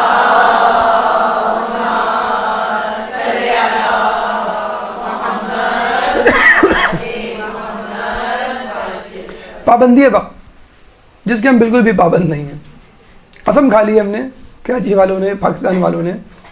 یقین کریں ایک عزت بنی ہوئی ہے عراق میں، خدا را اس کو باقی رہنے دیں، ورنہ کسی ملک میں جو ہے وہ ہماری عزت اب نہیں رہی۔ اور یہ کوئی پاکستانی پولیٹیشنز کی وجہ سے نہیں، خود ہماری حرکتوں کی وجہ سے، خود ذاتی جو حرکتیں ہماری عادتیں ہیں۔ یقین کریں ایسے ایسے منظر ہم نے خود اپنی آنکھوں سے دیکھے۔ کھانے کا وقت، ناشتے کا وقت آپ کا 8 سے 10، 2 گھنٹے کا ناشتہ، 2 گھنٹے کا ناشتہ، اور بیرا آ کے نیچے ریسیپشن پہ چیخ رہا ہے یہ کیسے لوگ ہیں، کیسے پاکستانی ہیں، 12 بج رہے ہیں اور ناشتہ چل رہا ہے، 12 سوا 12 ہو رہے تھے اس وقت۔ تو لوگوں نے اس کو سمجھایا کہ اس میں گرم ہونے کی کیا بات ہے، 55 لوگ ہیں یا 60 لوگ ہیں یا 100 لوگ ہیں تو ٹائم تو لگے گا۔ کہہ لیں گے ایرانی جو آئے تھے وہ 100 کے قریب تھے، 7 بجے آئے تھے، 7:30 بجے چلے گئے۔ پورے قافلے نے آدھے گھنٹے میں ناشتہ کر لیا اور ہم سے زیادہ کیا، لیکن ایک ڈسپلن کہ بھئی اتنے ٹائم میں ہمیں وہ ناشتہ کرنا ہے۔ تو مجھے بتائیں جو لوگ، جو قوم، اب آپ مجھے بتائیں صبح کا سیشن جو فجر سے ظہرین تک ہوتا ہے اس میں آپ کچھ کام کر سکتے؟ ایک صاحب سے کبھی 8 بجے زیارت جانا ہے، oh 8 o'clock not possible for me, it's very hard. کیوں؟ 4 بجے تک آپ ہوٹل کی لابی میں گپ شپ کر رہے ہوتے ہیں، مولانا کو بھی جگا رہے ہوتے ہیں، خود بھی جاگ رہے ہوتے ہیں، تو آپ صبح کیسے اٹھیں گے؟ نماز فجر کیسے ہوگی؟ نماز شب کیسے ہوگی؟ پورا سیشن۔ آیت اللہ سیستانی کے جب ہم گھر گئے تھے ان سے ملنے کے لیے تو قافلہ آیا ہوا تھا، 4:30 بجے ہم گئے تھے اور ہم کو گھر کی یاد آ رہی تھی، مطلب ہوٹل کی یاد آ رہی تھی کہ بھئی ہوٹل جانا ہے اور ہمیں جو ہے آرام کرنا ہے، کیوں ابھی ہم جو حرم سے ہو کے آ رہے ہیں۔ پتہ چلا کہ پورا 150-200 کا قافلہ، 250 کا قافلہ کوفے کی مسجد یہ اعمال کر کے پہنچا ہوا تھا۔ 5 گھنٹے کے اعمال ہیں، کسی سے پوچھے منہ اترا ہوا ہوتا ہے جب کوفے سے آدمی آتا ہے نا، تو آدمی کا منہ اترا ہوا ہوتا ہے کہ ہمیں کچھ مت کہو، بس ہمیں جو ہے بستر پہ جانے دو یا کھانا دے دو، ہمیں کچھ نہیں پوچھنا۔ کہاں آئے ہوئے تھے وہ؟ کوفے کا عمل کر کے آیت اللہ سیستانی، جہاں پہ ان کو 3 گھنٹے لگے، 4:30 سے 8:30 بجے تک۔ ہم باہر نکلے، ہم تو پھر بھی قدرے فریش تھے، ہم نے کہا چلیں تھوڑا سا اور آگے چلے جائیں، آیت اللہ بشیر نجوی سے مل لیں، پہلے کہ ہمارے پیچھے پیچھے وہ لوگ بھی شامل۔ تو خدا را اپنے آپ کو ٹف بنائیے، یہ زیارت یہی تو سکھا رہی ہے آپ کو۔ کراچی میں، اپنے گھر میں، اپنے ملک میں جن عادتوں میں آپ مبتلا ہیں ان عادتوں کو چھوڑنے کا بہترین طریقہ ہے۔ چائے ملے نہ ملے کوئی بات نہیں، کھانا ملے جیسے بھی ملے کوئی بات نہیں، نیند کبھی پوری کبھی نہیں، کبھی 3 گھنٹے کی، ٹھیک ہے باقی نیند میں بعد میں پوری کروں گا، اس طرح اسپلٹ کرتے ہیں آپ نیند کو۔ ٹھیک ہے میں رات کو دیر سے سویا لیکن فجر میں اٹھنا ہے، چاہے کچھ بھی ہو جائے، یہاں کربلا میں یا نجف میں جماعت نہیں چھوڑوں گا فجر کی، اب تہیہ کر لیں۔ اور یقین کریے یک سردی میں جب آپ امام کے حرم میں جائیں گے اور فجر کی نماز پڑھیں گے وہ کبھی نہیں بھولیں گے آپ۔ اپنے گھر میں گرم گرم پانی سے گیزر سے اور ہیٹر آن کر کے جو نماز پڑھ لیتے ہیں وہ کچھ بھی نماز نہیں، وہ کبھی نہیں یاد ہے کہ مولا کے حرم میں نماز پڑھ رہے تھے، فجر کی نماز 3-4 ڈگری سینٹی گریڈ بارش ہو گئی، وہ کبھی نہیں بھول سکتے کہ آپ فجر کی نماز مولا علی کے حرم میں بارش ہو گئی اور وہاں سے ہکا دیا گیا چلو یہاں سے وہاں جاؤ، وہاں گئے تو وہاں پہ چھتری کے نیچے تو وہاں پہ چھتیں ٹپک رہی ہیں۔ ایک مجھے ان کا نام یاد نہیں آیت اللہ کا، تو وہ اٹھے نماز شب میں اور اپنی بیگم کو کہا کہ ذرا چائے بنا دو، تو بیگم نے چائے بنائی، چائے بنانے کے بعد دیکھا دائیں بائیں موجود ہی نہیں، وہ پورے گھر میں ڈھونڈ ڈالا وہ موجود ہی نہیں، تو انہوں نے کہا بارش سردی ہے، بارش تو دور کی بات برف باری ہو رہی ہے، یہ کہاں چلے گئے؟ بہت سوچا بہت دیکھا کہ بس اب ایک ہی جگہ رہ گئی چھت، ممکن تو نہیں ہے کہ وہ چھت پہ موجود ہو بس برف باری میں، لیکن پھر بھی وہی جگہ رہ گئی جہاں میں جا سکتی ہوں، میں باہر تو نہیں نکل سکتی۔ تو سیڑھیاں چڑھ کے وہ جب چھت پہ پہنچی ان کی بیگم، تو آیت اللہ وہ مجتہد جو ہے وہ رکوع کی حالت میں اور 6-6 انچ کی برف جمی ہوئی تھی، کمر پہ 6-6 انچ کی برف اور حالت رکوع میں۔ یہ ہے دنیا وما فیہا سے بے خبر ہونا جب اللہ سے آپ ہم کلام ہو، جب اللہم صلی اللہ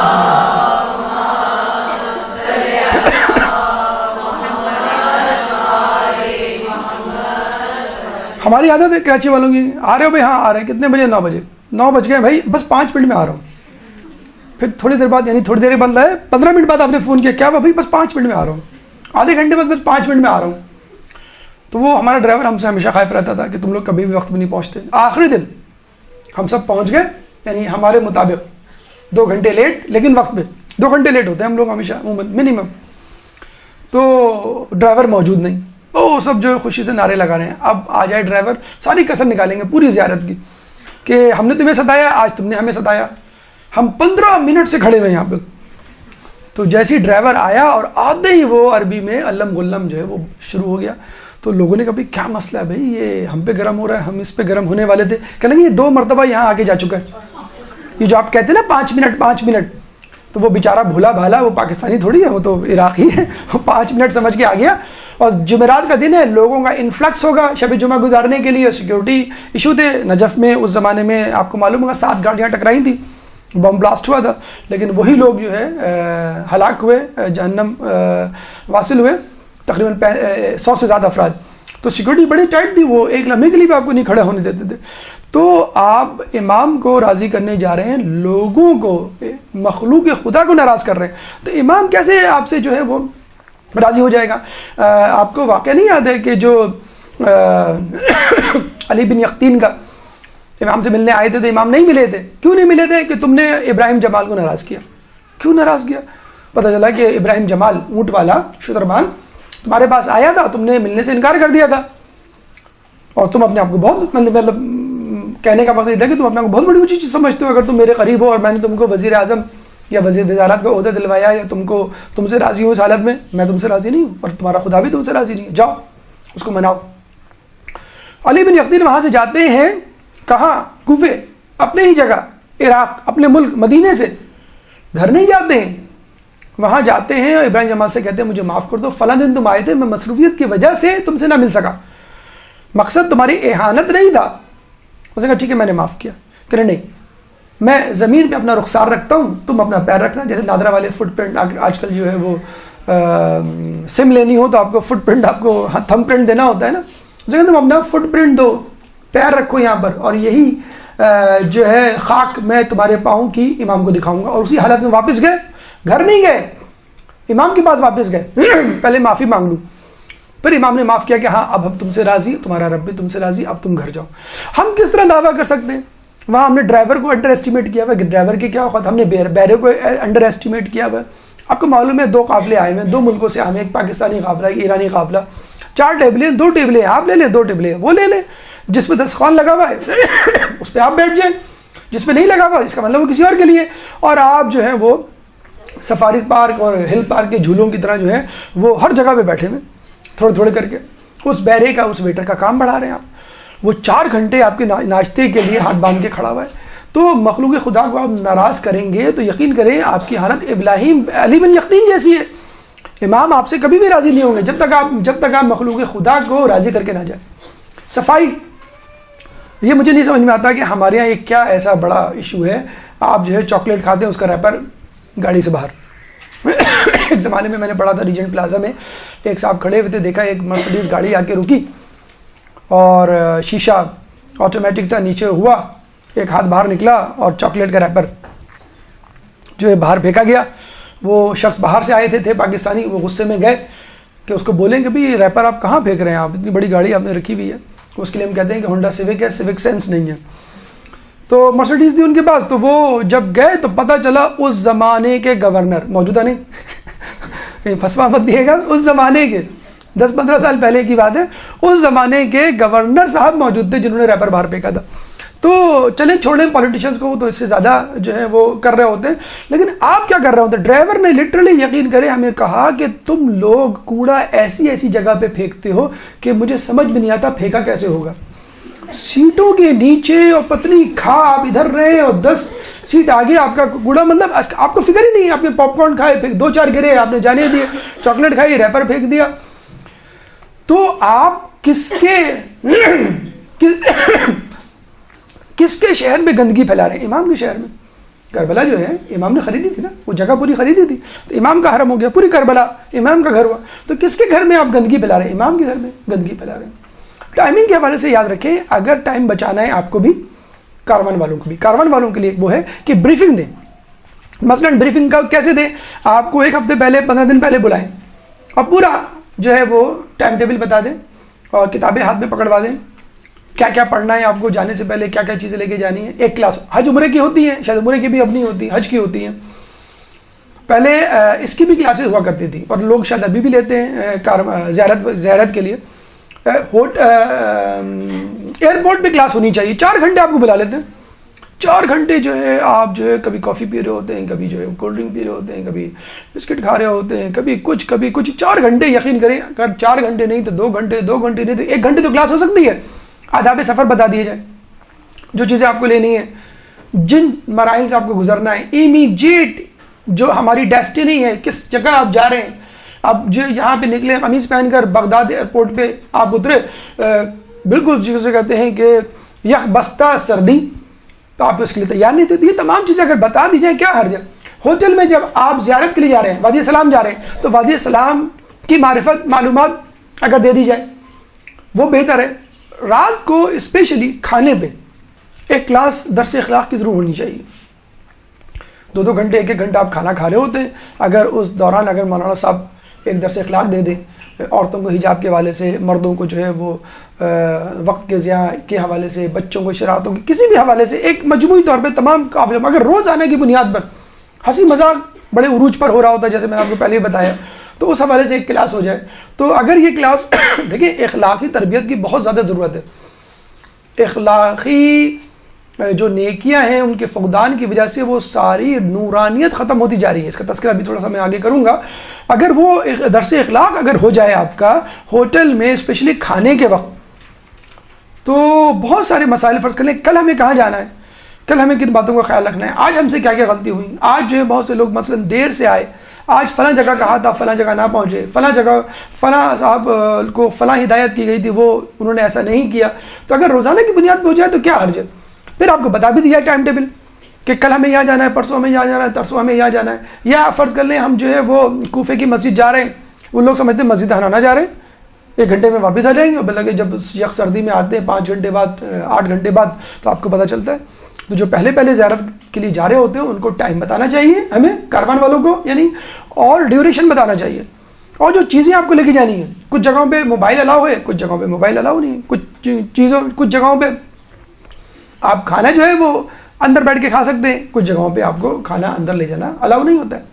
صفائی، جیسے میں نے بتایا کہ بس ڈرائیور کتنا ناراض تھا کہ آپ لوگ جو ہے وہ کھانے کی چیزیں، شاپر لگے ہوتے ہیں، آپ کو معلوم ہوگا جو گاڑی ہوتی ہے، ہر گاڑی کی سیٹ ہوتی ہے، سیٹ کے ساتھ ایک شاپر لگا ہوتا ہے۔ اس شاپر میں آپ کو جو بھی آپ کھا رہے ہیں، پانی پی رہے ہیں تو اس کا جو کین اس میں ڈالنا ہے، آپ چاکلیٹ کھائے، پاپ کارن کھائے۔ ایک تو اس بات کا میں قائل ہی نہیں ہوں کہ جو لوگ سفر میں کھا رہے ہوتے ہیں، مجھے نہیں معلوم 1 گھنٹہ 2 گھنٹے کا جو بس کا سفر ہوتا ہے اس میں کھانے کی ایسی کیا جلدی ہے جس کی وجہ سے آپ جو ہے وہ زیارت کا حسن خراب کر رہے ہوتے ہیں۔ ہوٹل میں جو آپ کو کھانا مل رہا ہے دیٹس اٹ انف، اس کے بعد اس کے کیا سائڈ ایفیکٹس ہوتے ہیں وہ بھی اس کا بھی تذکرہ۔ صفائی، کس کے شہر میں آپ گندگی کر رہے ہیں؟ امام کے شہر میں، جس کو امام نے خریدا، نجف مولا علی کا شہر ہے، اس کے شہر میں آپ گندگی کر رہے ہیں۔ مقدس اردبیلی کے بارے میں کہا جاتا ہے کہ مقدس اردبیلی کو جب رفع حاجت کے لیے جانا ہوتا تھا تو کربلا سے دور جایا کرتے تھے، باہر، اور وہاں پہ نجاست طہارت کی جو ہے وہ مسائل کو نمٹایا کرتے تھے۔ یہاں پر آپ سے ایک چاکلیٹ کا ریپر، بسکٹ کا ریپر اور جو ہے وہ پاپ کارن کی تھیلی جو ہے وہ نہیں سنبھل رہی، آپ اپنی جیب میں نہیں رکھ سکتے، یا ہر جگہ ہوتے ہیں، کس جگہ نہیں ہوتے، ڈسٹ بن موجود ہے وہاں پہ آپ دے دیں۔ دیکھیں ایک چیز میں آپ کو بتلا دوں، اگر کوئی نٹ شیل میں پوچھنا چاہتا ہے کہ بہترین زیارت کے لیے فقط ایک حکم بتائیں، آپ ایک بات بتائیں، اتنی ساری باتیں ہم سے ہضم نہیں ہو رہی، ایک لفظ بلکہ ایک جملہ کیا ہے، ایک لفظ کافی ہے، وہ ہے احتیاط برتیں۔ جو شخص سفر زیارت میں، ویسے بھی احتیاط میں نجات ہے، یہ آیت اللہ خوئی کا جملہ ہے، تفسیر برہان بیان جو انہوں نے لکھی تھی سورہ فاتحہ کی، اس میں یہ جملہ ہے کہ احتیاط میں نجات ہے۔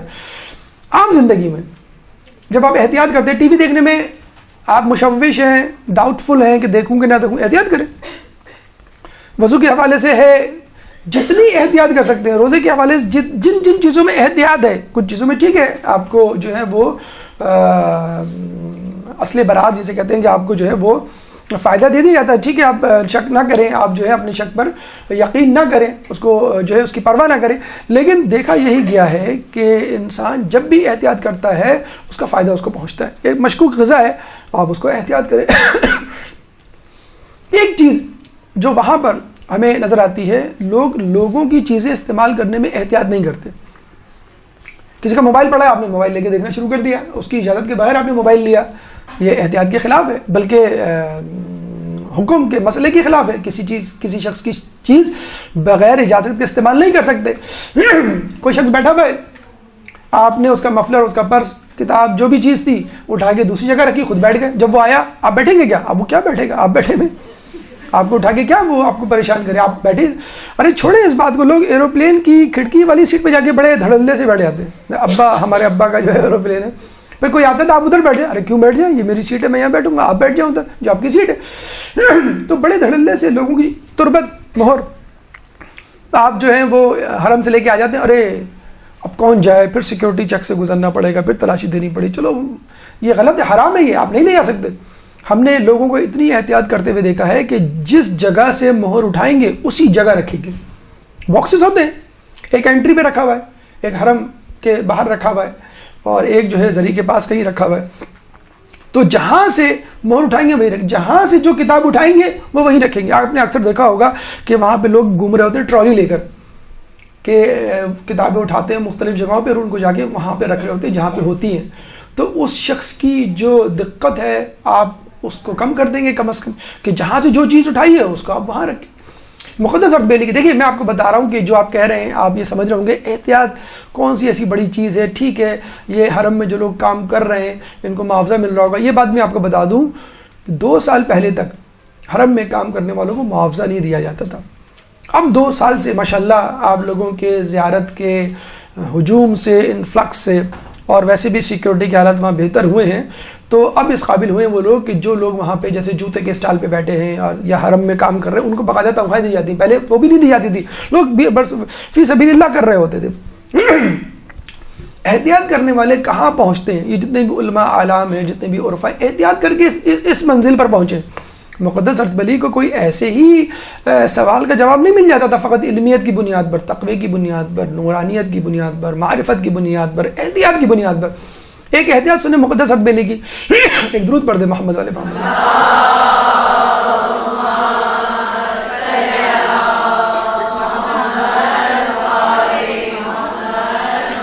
نجف سے کربلا جاتے ہیں، ایک گدھا کرائے پہ لیتے ہیں اور اس پہ سوار ہونے لگتے ہیں۔ ایک شخص آتا دوڑتا ہوا کہ کربلا میں فلاں میرا رشتہ دار رہتا ہے، یہ خط اس تک پہنچا دیے گا۔ وہ خط لے کے جیسی جیب میں رکھتے ہیں ان کو خیال آتا ہے کہ میں نے جس شخص سے گدھا کرائے پہ لیا ہے اس سے اجازت نہیں لی، اس سے تو فقط اپنے ساز و سامان کو لے جانے کی اجازت لی ہے۔ ساز و سامان کیا، خط کا وزن کتنا ہوتا ہے، لیکن احتیاط۔ اب وہ گدھے سے اتر کے اس مالک کو ڈھونڈ رہے ہیں جس سے لیا تھا کرائے پہ آپ نے وہ جانور، اور وہ ان کو مل کے نہیں دے رہا اور وقت بے وقت گزرتا جا رہا ہے۔ ہم نے کہا مجبوری ہے، مجھے بہت زیادہ تاخیر نہیں کرنی، میں ایسے ہی چلتا ہوں۔ آپ کو معلوم ہے نجف سے کربلا وہ پیدل گئے، گدھا اپنے طور پہ جا رہا ہے اور یہ اس شخص کا جو ہے وہ خط پکڑے ہوئے جو ہے وہ اپنی جیب میں ڈال کے جا رہے ہیں، کیونکہ اگر اس خط سمیت میں اس گدھے پہ سوار ہو گیا تو میں جو ہوں ایک جو ہے اجازت کے بغیر کام کروں گا، حالانکہ میں نے اس سے اجازت نہیں لی ہے۔ بس یہ وہ احتیاط ہے علماء کی جس کی وجہ سے امام ان کو جواب دیا کرتے تھے جب بھی وہ سوال کیا کرتے تھے۔ لذیذ کھانوں کے حوالے سے ایک دفعہ امام نے ایک گروہ کو، چند لوگوں کو جھاڑا، ڈانٹ پلائی چھٹے امام نے کہ میں نے سنا ہے کہ تم ہمارے جد کی زیارت کے لیے جاتے ہو کربلا تو لذیذ کھانوں کو لے کے جاتے ہو اپنے ساتھ۔ ایک بسا اس زمانے میں ایک ڈش ہوتی تھی جو کھجور سے بنائی جاتی تھی۔ تو لوگوں نے کہا یا امام پھر ہم کیا لے کے جائیں؟ تو امام نے پہلے تو یہ کہا کہ کیا تم اپنے آباء و اجداد کی قبر پہ جاتے ہو تو کیا لذیذ غذائیں لے کے جاتے ہو؟ تو شرمندہ ہو گئے کہ نہیں امام ہم پھر کیا لے کے جائیں؟ تو امام نے کہا کہ دودھ اور روٹی، یعنی سادہ ترین غذا۔ ٹھیک ہے آپ مجبور نہیں کر سکتے ہوٹل والوں کو ہمیں دال چاول کھلائیں، جو مل جائے کم از کم اس پہ اکتفا کر لیں۔ 10 دن 20 دن کیا آپ اپنے نخرے، کیا آپ اپنے مینیو، کیا اپنی عادات و اعتبار سے پیچھا نہیں چھڑا سکتے؟ اور اسی پیچھا چھڑانے کے لیے ہی تو آپ کو کربلا بھیجا جا رہا ہے۔ اور جب آپ کھانا کھائیں گے تو اس کے بعد کیا ہوگا؟ وہی واش روم.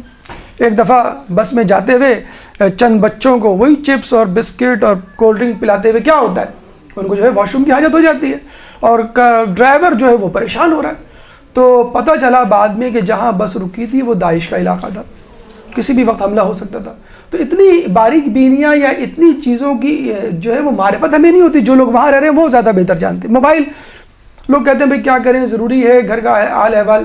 کسی نے امام سے پوچھا امام کم از کم صلہ کیا ملے گا مجھے آپ کے جد کی زیارت کا؟ تو امام نے کہا تمہارے خاندان والے اہل ویال تمہاری واپسی تک حفظ و ایمان میں رہیں گے.